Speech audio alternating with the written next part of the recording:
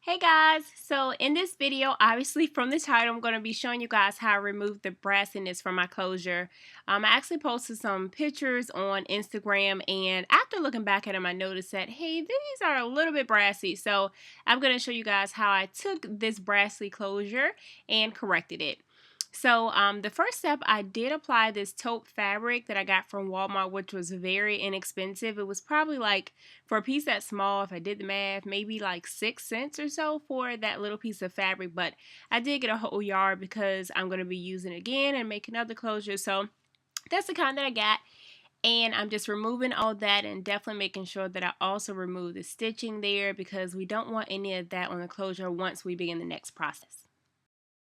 Now, this next portion is completely optional, just depending on how brassy your closure is. I actually didn't have to deal with this personally, but if your closure is really brassy, you can always go back and bleach it again with a 20 developer, just again, depending how brassy it is.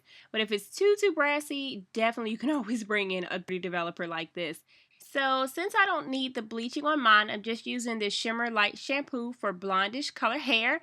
And basically I'm taking that, applying probably about, terrible with measurements, but probably like 2 tablespoons. And then this packet of Red Gold Corrector by Ardell. So I'm pouring that in like so, making sure I get all of it in. Oh, yucky, it's on my finger. Gross.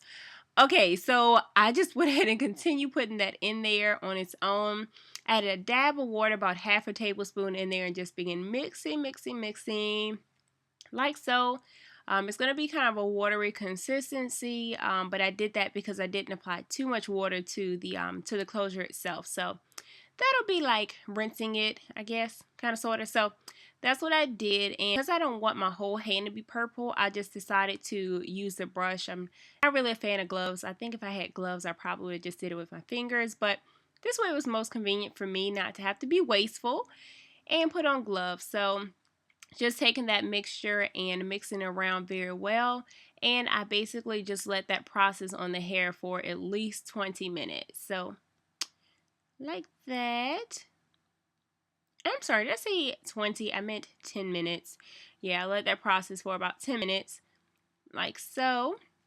Making sure that's fully saturated. And these are the results here after the first time washing it. So still a little bit too unnatural for me, so I'm going to go back and do it a second time.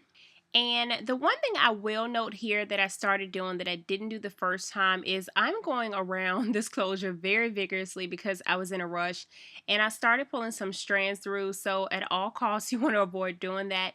Just do it as light as possible. Use your fingers. But this is the finished result, ladies. This is how the closure turned out, and it looks gorgeous, 10 times better than it did before. So I hope you ladies found this helpful, and definitely remember to like this video, of course, if you like it, and also definitely remember to subscribe. I have coming up very soon how I actually install this closure, as well as how I custom colored it without using bleach, y'all. Yes, I did not use any bleach, but I colored it within like 30 minutes. So definitely stay tuned for that. I look forward to you guys in the next few videos. Love you guys so much, and thanks for watching. Stay beautiful, girls. Bye.